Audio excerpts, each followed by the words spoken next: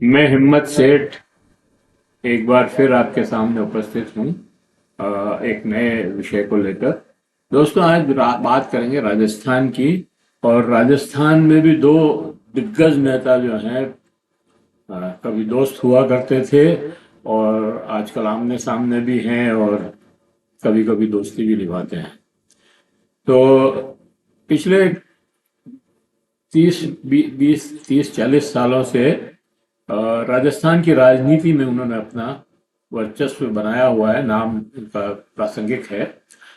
चाहे वो कभी मंत्री रहे हों, चाहे न रहे हों, चाहे वो विधायक रहे हों या न रहे हों, एमपी रहे हों या न रहे हों, लेकिन उनका जो है नाम राजस्थान की राजनीति में लिया जाता है। अब वो कौन कैसे नाम लेता है वो एक अलग बात है, लेकिन दोनों चर्चित चेहरे हैं। एक है मिनिस्टर हैं जो अभी किरोड़ी लाल मीणा, जिन्होंने पहले त्यागपत्र दे दिया था और काफी समय तक ऑफिस नहीं जाते थे। और भाजपा ने उनको निकाला नहीं। सबसे बड़ी बात यह है कि उन्होंने मतलब भाजपा के का अनुशासन भी तोड़ा और सब काम किए उन्होंने, लेकिन उनको वहां से नहीं निकाला। और दूसरा नाम है हनुमान बेनीवाल।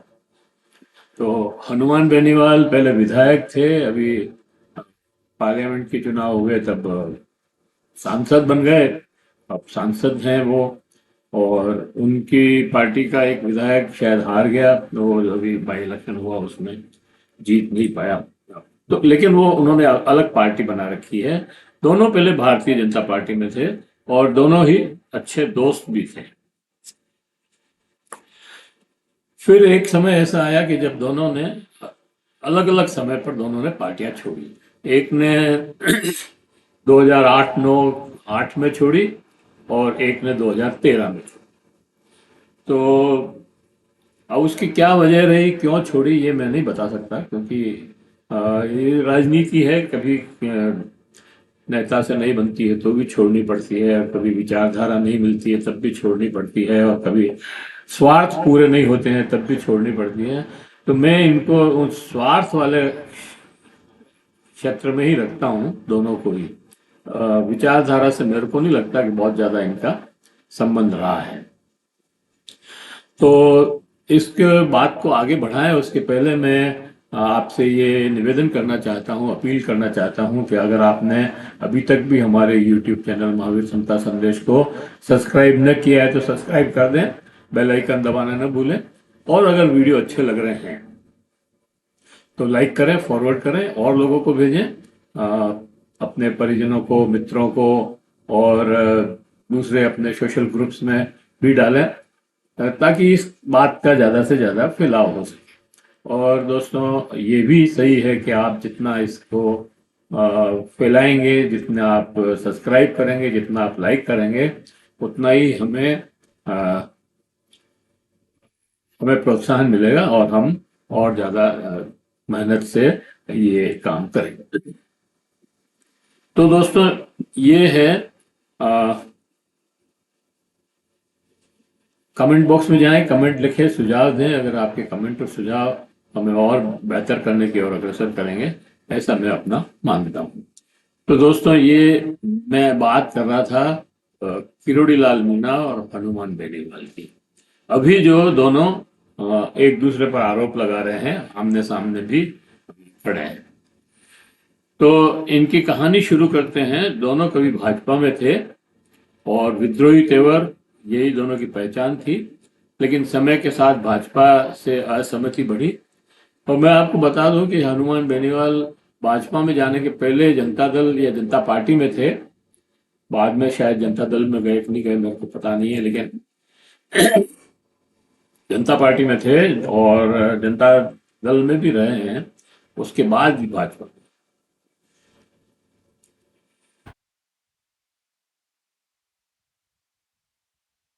किरोड़ी लाल ने 2008 में पार्टी छोड़ी, जैसा मैंने बताया आपको, और 2013 में हनुमान बेनीवाल ने पार्टी छोड़ी और दोनों ने अपनी अपनी पार्टी बनाई। सबसे बड़ी बात यह है कि दोनों ने अपनी पार्टी बनाई। और इनमें आपस में काफी विवाद भी हुआ, दोनों एक दूसरे को सहयोग भी करते रहे।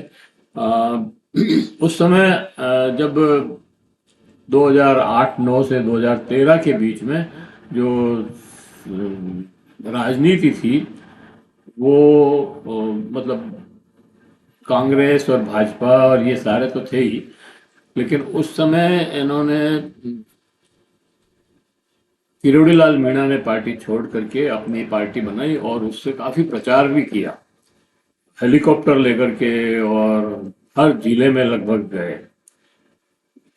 अब विवाद उठा कि भाई ये हेलीकॉप्टर जो चला रहे हैं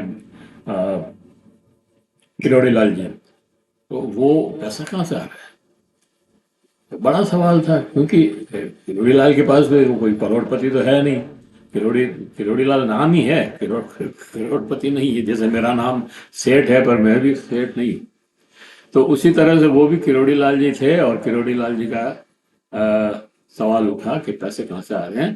फिर कैलाश मुरारका की एंट्री होती है इसके अंदर। कैलाश मुरारका वही जो उद्योगपति थे और आपको मालूम हो तो चंद्रशेखर के बहुत नजदीक थे, चौथी दुनिया अखबार भी निकालते थे और सांसद भी रहे भाजपा से, ये राज्यसभा के। तो कहा जाता है कि भाई किरोड़ी लाल मीणा को पार्टी जमाने के लिए 200 करोड़ रुपए दिए थे इन्होंने, कैलाश जी ने। और उसके पीछे कोई सेटिंग हुई होगी, पता नहीं मेरे को तो, क्या ये ऐसी सेटिंग वूटिंग तो आती नहीं है बाजार में, लेकिन कह रहे हैं ऐसा कि ये मुद्दा हनुमान बेनीवाल ने बार बार उठाया। बेनीवाल ने कहा कि करोड़ीलाल भ्रष्टाचार के खिलाफ आंदोलनकारी नहीं बल्कि बड़े उद्योगपतियों से सौदेबाजी करते हैं, और इश्यू तो वो खड़ा करते हैं लेकिन उसको एंड तक नहीं ले जाते। सबसे बड़ी बात जो उन्होंने आरोप लगाया कि वो कोई भी इश्यू खड़ा करते हैं उसको एंड तक नहीं ले जाते हैं और बीच में समझौता कर लेते हैं, कभी मंत्री पद ग्रहण कर लेते हैं, कभी किसी से पैसा ले लेते हैं पार्टी चलाने के लिए। और पार्टी चलाने के लिए तो पैसे लेने ही पड़ते हैं, सबको मालूम है कि पैसे सेठों के पैसों से ही पार्टियां चल रही है। तो ये एक आरोप इनके ऊपर बड़ा लगा और उससे मीणा की छवि भी खराब हुई। लेकिन किरोड़ी लाल ने बचाव में कहा कि सारे आरोपों को नकार दिया। उन्होंने कहा मैं तो कोई पैसे वैसे नहीं लेता, मैं कोई भ्रष्टाचारी नहीं हूँ, और मैंने जो इशू उठाए वो बिल्कुल मौजूद हैं। और मुरारका ने सिर्फ चुनावी सहयोग दिया, इससे व्यक्तिगत भ्रष्टाचार नहीं है, लेकिन जनता के मन में शक की रेखाएं पड़ गई। आपको मालूम हो तो किरोड़ी लाल मीणा जब सप्लाई मिनिस्टर थे तब उदयपुर में भी आए थे और यहाँ राजस्थान पे और कई जगह छापे वापे मारे, ट्रकें पकड़ी और गेहूं को जाता हुआ रोका और सब किया। लेकिन उसका बाद में क्या हुआ जो किसी को पता नहीं है, क्योंकि वो तो सब नल एंड वाइड हो गया। खुद मिनिस्टर रहे जयपुर में और वो सारी चीजें जो है साफ हो गई। उसके बाद क्या हुआ कुछ कह नहीं सकते।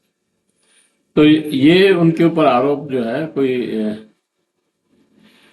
ऐसा कोई मतलब गलत आरोप नहीं है, वो करते हैं ऐसा। एक बार शिक्षा का मामला उठाया था इन्होंने, वो भूख से मरने की बातें उठाई थी, बहुत सारी बातें उठाते मंत्री रहते हुए उठाई थी, और अभी भी मंत्री रहते हुए सरकारी उसके ऊपर अफसरों पर आरोप लगाए। तो ये उनका एक स्टाइल है काम करने का, लेकिन वो थोड़े दिन में फिर शांत हो जाते हैं और शायद कुछ जो उनकी इच्छा होती पूर्ति हो जाती होगी तो ऐसा कर लेते हैं। किरोड़ी की पार्टी चल नहीं पाई और तीन इतना हेलीकॉप्टर से प्रचार और ये सब करने के बाद भी 3 या 4 एमएलए कुल जीते थे इनके। तो फिर इन्होंने पार्टी पार्टी खत्म कर दी और वापस से अपने उसमें लौट गए, भाजपा में ही चले गए। अभी जो मामला आया है इनके साथ, बेनीवाल